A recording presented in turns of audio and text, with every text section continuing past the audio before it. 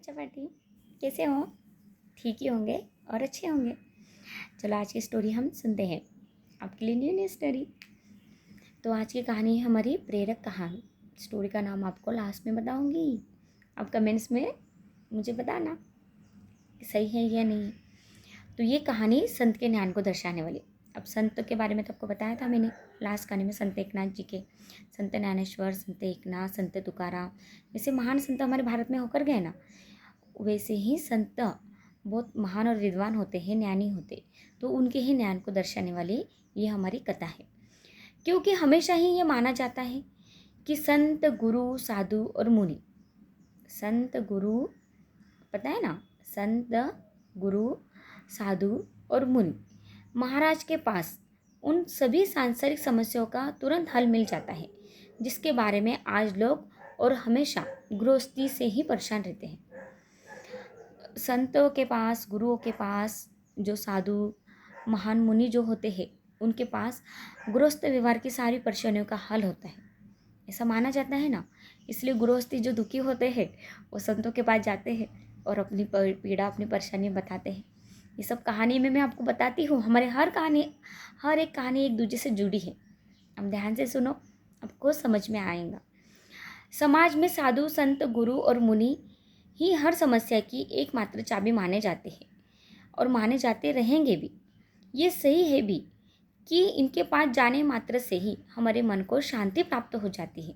और फिर जब इनके दो सांत्वना भरे बोल या ज्ञान बढ़ाने वाले शब्द जब हमारे कान में जाते हैं तो जैसे अंदर तक आत्मा को ठंडक पहुंच जाती है।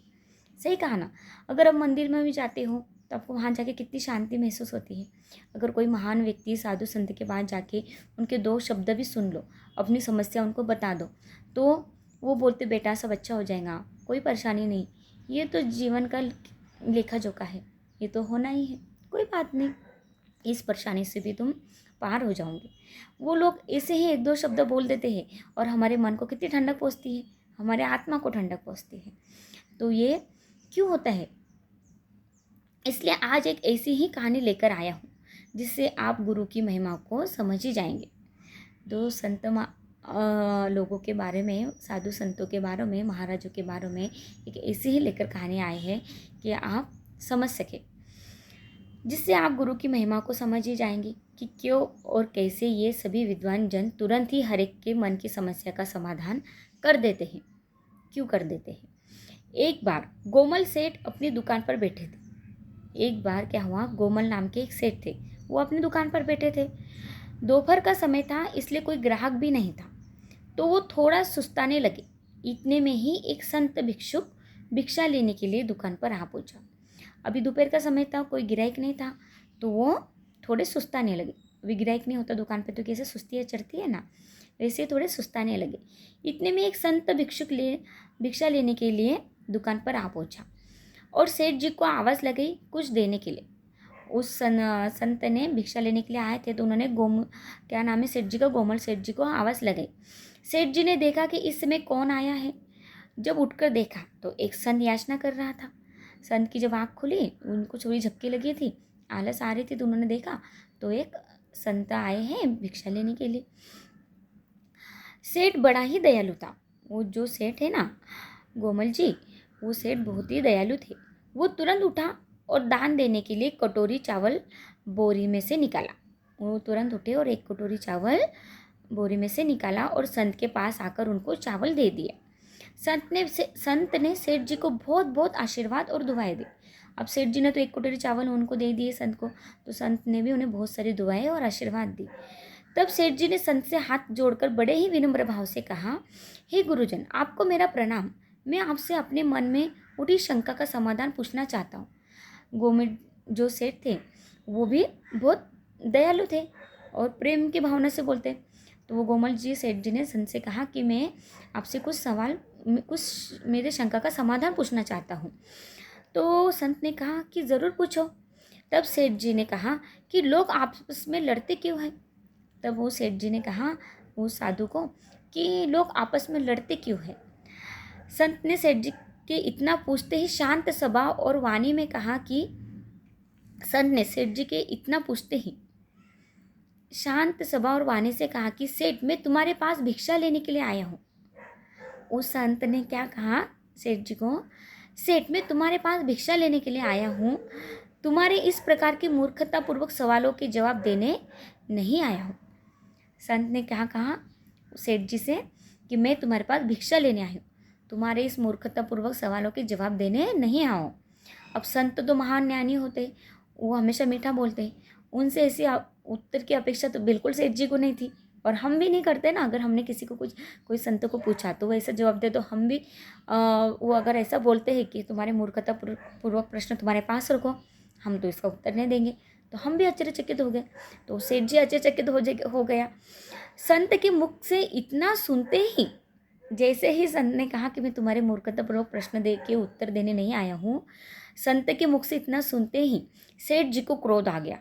अब सेठ जी को क्रोध आ गया और मन से सोचने लगे कि ये कैसा घमंडी और असभ्य संत है। तो संत सेठ जी मन में के मन सोचने लगे कि कैसा घमंडी है और असभ्य है, अगर इसे नॉलेज है, ज्ञान है, इसीलिए मैंने पूछा इसके मुंह से कुछ मधुर मीठे बोल सुनने के लिए, और ये तो अलग ही बोल रहा है, तो ये कितना असभ्य है। तो ये तो बड़ा ही कृतज्ञ है, एक तरफ मैंने इनको दान दिया और ये मेरे को ही इस प्रकार की बात बोल रहे हैं, इनकी इतनी हिम्मत। अब कृतज्ञ यानी जिसके लिए अपन कुछ करते हैं और वो पलट के हमें जवाब देता है, पलट के हमारे लिए कुछ करता है, उसको उसका भास नहीं होता है, उस बात की वो मान नहीं रखता है, तो हम उसे कृतज्ञ कह देते हैं ना। अगर हम स्कूल में भी देखो, आप किसी को पेंसिल देती, उसने पेंसिल नहीं लाई और आपने उस दिन उसकी मदद की पेंसिल देने के लिए, और उसका दूसरे दिन वो आपसे बात ना करें, तो आप क्या बोलेंगे, ये तो कितना सेल्फिश है, बिल्कुल उससे बात नहीं की, कल तो इसके बाद पेंसिल नहीं दी तो बड़े अच्छे से बात कर रहा था, कितना कृतज्ञ है, उसे बोलेंगे कृतज्ञ। तो इसने वो सेठ जी बोले, ये तो कितना कृतज्ञ है, मैंने इसे ये चावल भी दिया और फिर से ऊपर से असभ्यता से मुझसे बात कर रहा है, तो ये कितना असभ्य है, ये उसे अच्छा नहीं लगा। तो इसकी इतनी हिम्मत भी हो, जो मेरे दुकान में खड़ा है, मैंने इसको दिया भी और ऊपर से मुझे ही असभ्य तरीके से बात कर रहा है। और ये सोचकर सेठ जी को बहुत ही गुस्सा आ गया, उसके मुख से बातें सुनकर उन्हें बहुत ही गुस्सा आ गया और वो काफ़ी देर तक उस संत को खरी खोटी सुनाते रहे। सेठ जी को बहुत गुस्सा आया, संत ने इतनी इतनी ही एक लाइन सुनाई सिर्फ, तो और उन्हें बहुत खरी खोटी सुनाई।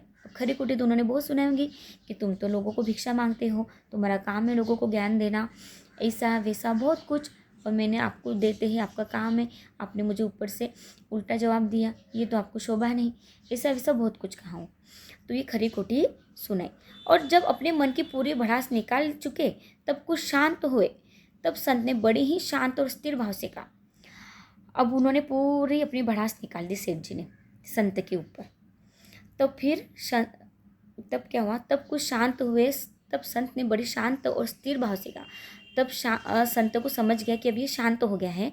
तब संत ने कहा, जैसे ही मैंने कुछ बोला आपको गुस्सा आ गया, जैसे ही मैंने कुछ बोला आपको गुस्सा आ गया और आप गुस्से से भर गए और लगे जोर जोर से बोलने और चिल्लाने। संत ने कहा, जैसे मैंने आपको एक लाइन बोली, कुछ बोला आपको, तो आप तो इतना गुस्सा हो गए, चिल्लाने लगे, जोर जोर से मुझे भला बुरा कहने लगे, आपको इतना गुस्सा आ गया। वास्तव में केवल विवेकहीनता ही सभी झगड़े का मूल होता है। क्या कहा संत ने, वास्तव में सब विवेकहीनता ही सभी झगड़ों का मूल होता है। यदि सभी लोग विवेक ही हो जाए तो अपने गुस्से पर काबू रख सकेंगे। अब उसे ये बात का संत को उस सेठ जी के सवाल का जवाब देना था, पर एग्जाम्पल के थ्रू, और वो एग्जाम्पल उन्हें प्रैक्टिकल में संत ने उस सेठ जी को बता दिया कि वास्तव में यही कारण है कि लोग आपस में लड़ते झगड़ते हैं, क्योंकि उनके पास विवेकहीनता नहीं होती है। ज़रा सा किसी के कुछ कहने चुनने पर जोर जोर से चिल्लाने लगते, झगड़ने लगते। तो संत ने कहा, वास्तव में केवल विवेकहीनता ही सभी झगड़े का मूल होता है।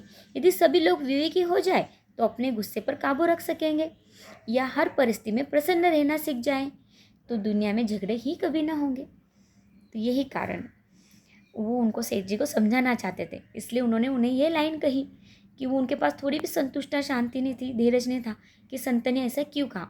वो शांति से भी पूछ सकते थे सेठ जी कि साधु महाराज, आप ऐसा क्यों कह रहे हैं, मैं तो बड़े शांति से आपको ये सवाल पूछ रहा हूँ कि लोग आपस में क्यों झगड़ते हैं। तो संत ने उन्हें समझाने के लिए प्रैक्टिकल थ्रू उन्हें कहा कि मैं तुम्हारे सवाल का जवाब देने के लिए तो नहीं आया हूँ। यही प्रैक्टिकल के थ्रू उन्हें समझाया। यही विवेकहीनता है कि हम थोड़ा भी विवेक का काम नहीं करते, तुरंत गुस्सा हमारे विवेक पे काबू हो जाता है। अगर हम शांति से विवेक का पूर्व हम पूछ सके कि संजय आप ऐसा क्यों कह रहे हैं, मैं तो सादी बात कह रहा हूँ, आपका काम है इसका जवाब देना, आपको पता हो तो हम दीजिए, नहीं तो जय राम जी की, है ना। तो यही विवेक हम खो बैठे हैं। जहाँ गुस्सा आता है वहाँ प्रेम दया सब मिट जाती है, उस वक्त के लिए वो चले जाती है। इसलिए फिर हम गुस्से में बहुत गलत कर देते हैं बहुत से।